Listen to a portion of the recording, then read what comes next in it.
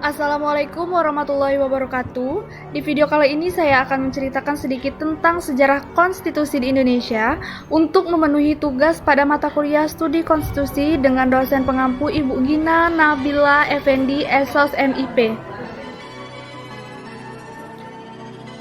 Perkenalkan, nama saya Anggun Sastika, NIM 105190100 dari kelas Ilmu Pemerintahan 5D.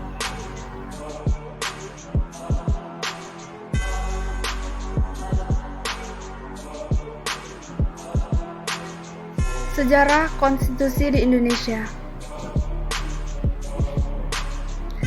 Konstitusi berbeda dengan Undang-Undang Dasar dikarenakan suatu kekhilafan dalam pandangan orang mengenai konstitusi pada negara-negara modern, sehingga pengertian konstitusi itu kemudian disamakan dengan Undang-Undang Dasar. Kekhalifahan ini disebabkan oleh pengaruh paham modifikasi yang menghendaki agar semua peraturan hukum ditulis demi mencapai kesatuan hukum, kesederhanaan hukum, dan kepastian hukum.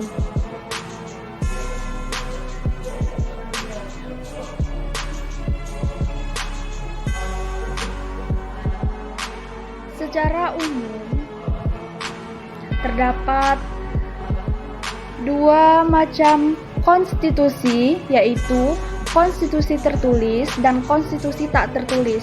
Contoh dari hukum konstitusi tak tertulis yaitu hukum peraturan-peraturan hukum tetapi tidak dalam bentuk tulisan, namun hidup dalam pengetahuan kesadaran hati sunabari masyarakat tertentu. Selanjutnya, konstitusi tertulis. Makna hukum tertulis yaitu hukum yang dibuat secara formal, yang dibuat oleh lembaga negara yang berwenang untuk itu, hukum yang dituangkan dalam bentuk undang-undang.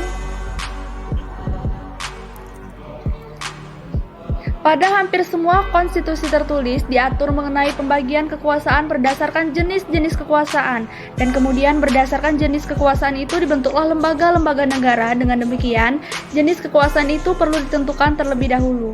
Baru kemudian dibentuk lembaga negara yang bertanggung jawab untuk melaksanakan jenis kekuasaan tertentu itu.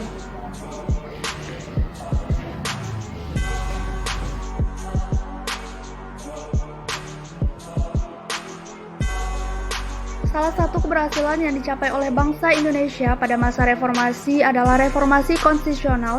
Reformasi konstitusi dipandang merupakan kebutuhan dan agenda yang harus dilakukan karena Undang-Undang 1945 sebelum perubahan dinilai tidak cukup untuk mengatur dan mengarahkan penyelenggaraan negara sesuai harapan rakyat, terbentuknya good governance, serta mendukung penegakan demokrasi dan hak asasi manusia.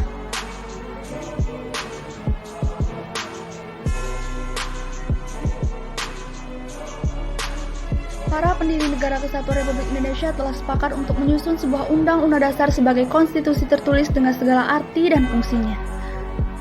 Sehari setelah proklamasi kemerdekaan Republik Indonesia pada 17 Agustus 1945, Konstitusi Indonesia sebagai sesuatu revolusi Greenwich telah disahkan pada 8 Agustus 1945 oleh Panitia Persiapan Kemerdekaan Indonesia.